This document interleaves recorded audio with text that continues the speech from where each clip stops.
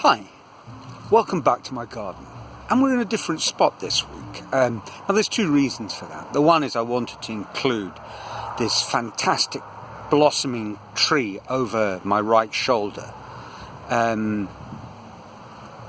Just love that tree. So there we are. Say hello to the tree. It looks like a good way to bring the year to a close. Of course, the other reason that we're here is that we are bringing the year to a close. So I'm trying to distance myself from the local bar, which quite early on started its festivities. It's not too loud, it's not unreasonably loud, but it's just a droning tap, tap, tap that has driven me over the edge. So if this talk seems a little more stressed than on other occasions, well, that might just be the reason. The last few weeks I've been talking about Maslow's pyramid hierarchy of needs, and I've also been rereading a sort of end of the year, what might become an annual tradition, rereading of Viktor Frankl's Man's Search for Meaning, which many thinkers, thought leaders will cite on their list of the most essential books that you really must read, and with good reason, because it is a fantastic book, very short read, not depressing, although the action takes place in a concentration camp. It is an uplifting book,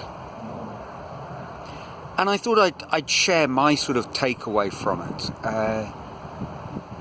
And it seems to follow on quite nicely from the line of thinking of the last couple of weeks, and certainly is a good basis to begin reflection for the new year.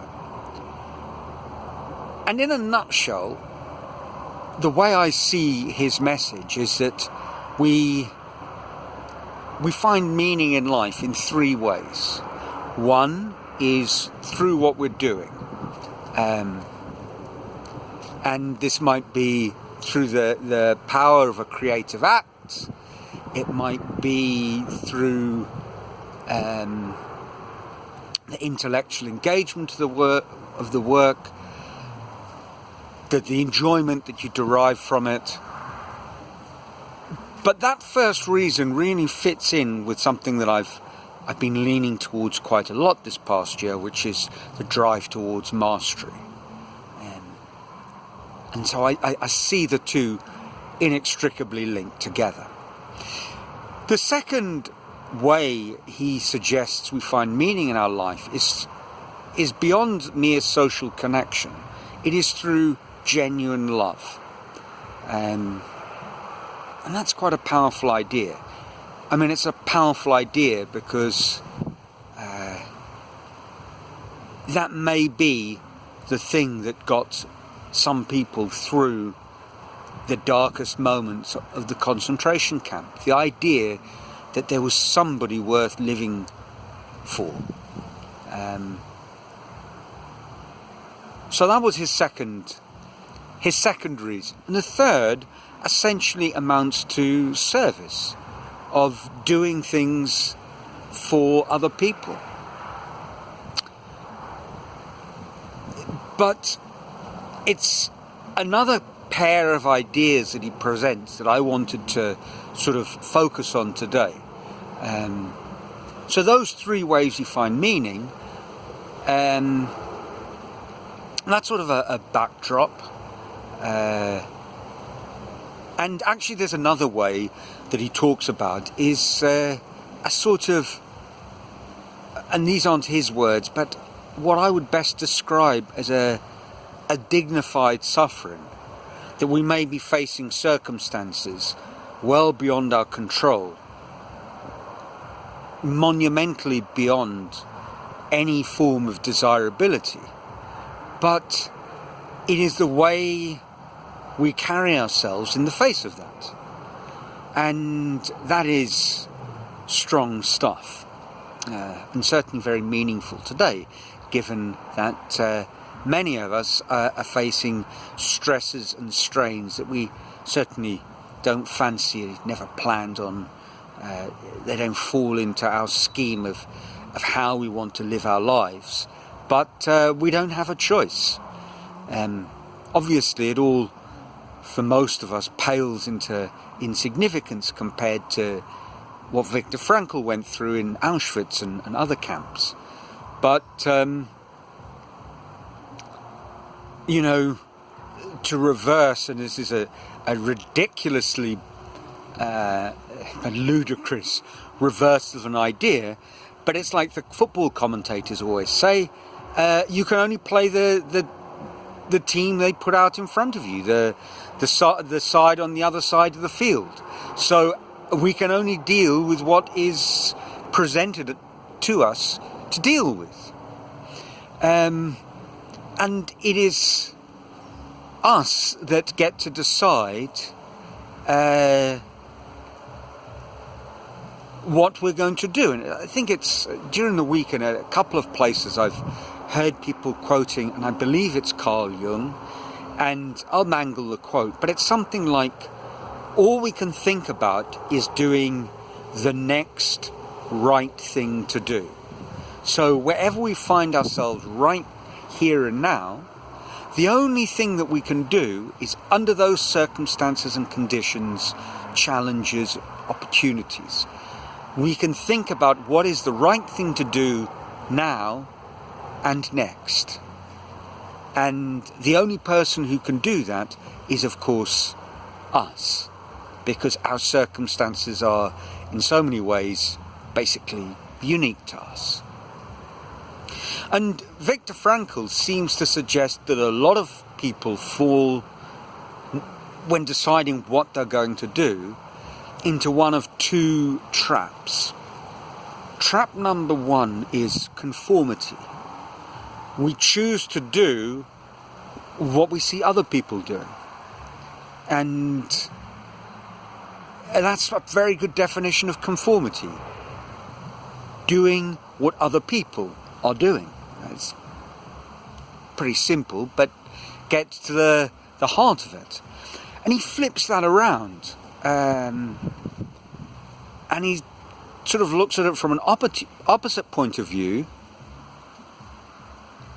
of not doing what other people are doing, but doing what other people want you to do. So allowing them essentially to choose for you. That's quite a powerful statement, and he labels it, the first, doing what other people are doing, conformity. The second, doing what other people want you to do, is, he says, totalitarianism. That's pretty kind of shocking when I first read it, but then I thought, well, yeah, he's right. When we allow ourselves into being manipulated by other people, and actually when we think of it, and I'm going to use that pyramid word again, as a sort of a pyramid, we're at the bottom and these people are weighing down on us and bending us to their will, and we start thinking, but they are being bent to someone else's will. And when you kind of wind it all back, it is a very dark sort of scene. And I can see why Viktor Frankl saw that as at the heart of totalitarianism. People influence other people to do things, and those people then influence you to do the same things, and the people in your immediate peer group band together in acts of conformity. It's powerful and depressing stuff, and explains a lot of why we find ourselves where we do right now. And actually, it also links in with a sort of alternative talk that I was thinking of doing. And the idea was roughly this, that we either do things ourselves or we outsource them. So, to use an example, and this is what made me think of this, lately I've been getting a few rides into the local town. I don't drive. I've outsourced driving, and I actually talk to local folk here and sort of say, well, more people should do what I'm doing, because unless driving gives them some kind of immense and profound personal pleasure, or unless a car is integral, I mean really integral, to their business functioning or their family's well-being, and in many cases it isn't, economically speaking, it simply makes no sense. You know, here where we live, using in maybe dollar terms, it's maybe $300 a month to own a car. You know, when you factor in everything, a lease payment and gasoline and repairs and so on. And I go and do my shopping in a distant town. I mean, it's 40 kilometers away, so it's not a cheap taxi ride. And I get the bus, and I've kept a record of all of this. And it never tops $100 a month. So it just doesn't make sense. It really doesn't make economic sense to drive here.